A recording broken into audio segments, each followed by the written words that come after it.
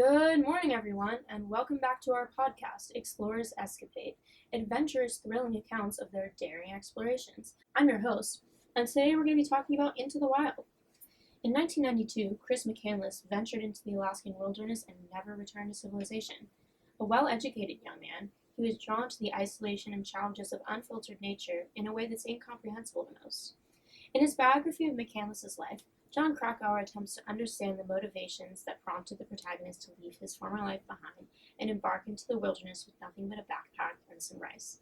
To understand McCandless, we're going to examine others who found similar solace in the brutality of the wilderness. Finding the common effect that nature has on all these people helps us decode the decisions and thinking that led to McCandless's mysterious death. We're going to see if we're able to make some sense of their unique lives. Each adventurer embarked into the wilderness with an individualized goal to achieve self-fulfillment, whether that be to seek escape from society and live an enlightened life, challenge their minds and bodies, or experience a grand adventure. While many deem their actions as selfish, all of these people feel that their decisions were integral to their personal fulfillment and happiness, and the judgment placed upon them is unnecessary. Let's meet our main person of interest, Chris McCandless. McCandless came from an upper-middle-class family and got an education from Emory University. He had a natural intellect and was set to go to law school on his parents' dime. Instead, he left his life behind and took his old Datsun on the road. Over the next few years, McCandless would hitchhike across the country and eventually end up in the Great White North of Alaska. Chris, why don't you explain your thinking, why you felt like living on the road in nature was the only way to go? I left to escape the confines of society and to live life as it should be. As I told my friend Franz, so many people live within unhappy circumstances, and yet will not take the initiative to change their situation because they are conditioned to a life of security, conformity, and conservatism. But in reality, nothing is more damaging to the adventurous spirit within a man than a secure future. I think that the most fulfilling way to live life is with constant change. It is tedious and stifling to live in one place and not be in nature. To me, I would have felt like I was suffocating if I had continued to live the life I was living. So, a lot of people say that you leaving your family was selfish. One Alaskan said, "Why would any son cause his parents and family such permanent and perplexing pain?"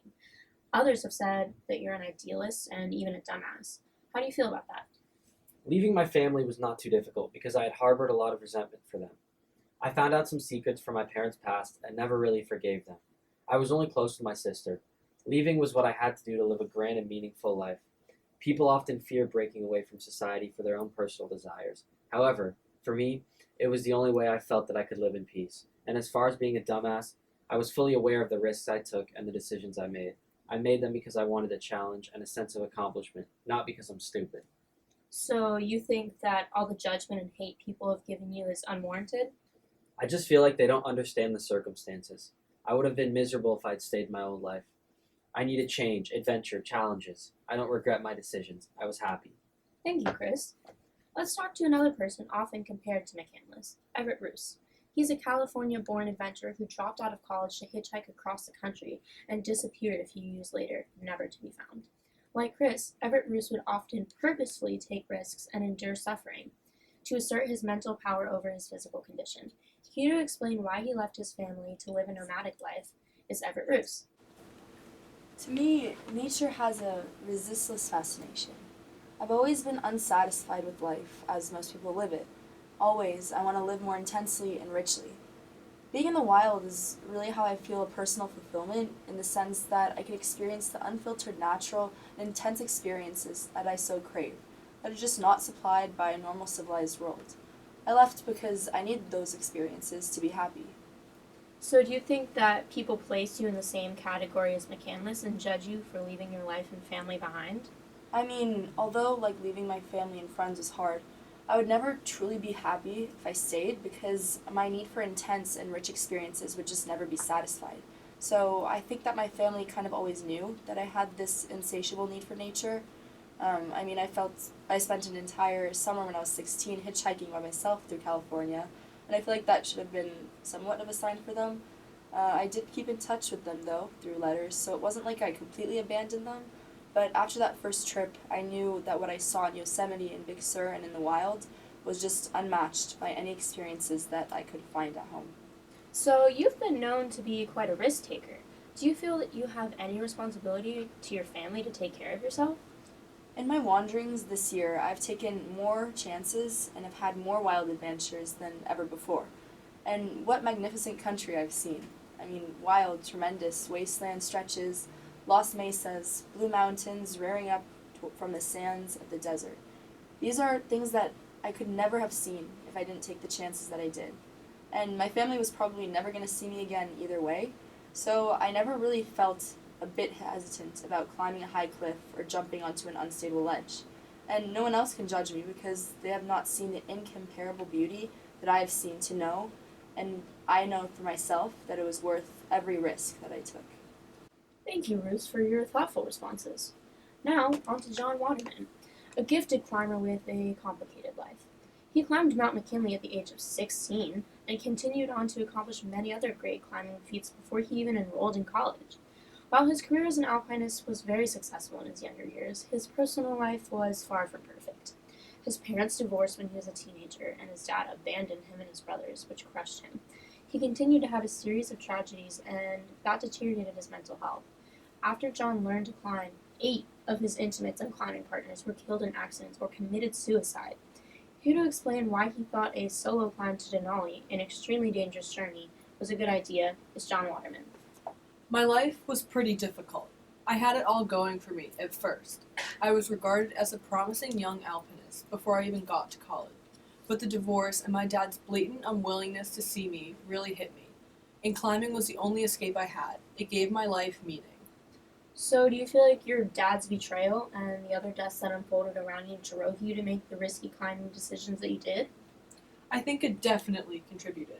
After my dad left, I felt unstable, and as my life continued to fill with tragedy, I sort of unraveled. Life on the ground was scary and overwhelming, and after all, my notes, poetry, and journals were lost in a fire. I completely lost hope. I decided then that the only thing that could help me escape from the pain I endured my whole life was to resume climbing. So, people have often regarded you as crazy and attributed your mental state to the decisions you made. Do you think that that's accurate? I think that's true to an extent. When I started climbing, it was because I loved it and I was good, but that changed over time. By the time I planned to climb Denali, I'd gone through quite a bit, and while I don't necessarily regret my decisions, I think I was more running away from something when I went into the mountains than running towards some adventure. I planned my solo trip to Denali with the intent of never coming back. I even told my pilot that I would never see him again. So, you planned on dying? Do you think that maybe you should have said goodbye to your brothers or mother? A lot of people would think that it's selfish for you to just leave with no explanation, especially if you knew that you were going to die. I would say it was selfish for me to go out knowing I would probably die, but there was no one left in the world who loved me anyway, and climbing was the only thing that made me feel better, so I went. I don't regret the decision because it really felt like the only option. I lost hope in everything and was ready for one final climb. Thank you for your honesty, John. And thank you, Chris and Everett, for being with us today and sharing your stories. I think we can see the commonality is that each person felt that living in the wild and going on adventures was integral to their happiness and fulfillment in some way. For Chris, it fulfilled his need to live a simple life and his personal need to experience constant change and commune with nature. For Roos, it fulfilled his need to have rich, natural experiences. And for Waterman, it was an emotional escape that helped him feel far away from his problems and enjoy a sense of accomplishment. All 3 adventurers put their lives at risk and left their families in security to experience nature in a real and intense way. While they all had different reasonings, they each felt that it was integral to their happiness that they make the decisions they did. Living in the wild is certainly a difficult existence for most, but for some it's the truest form of clarity and happiness. Tune in next week for a continuation of this series where we talk about the mayor of Hippie Cove. See you next time.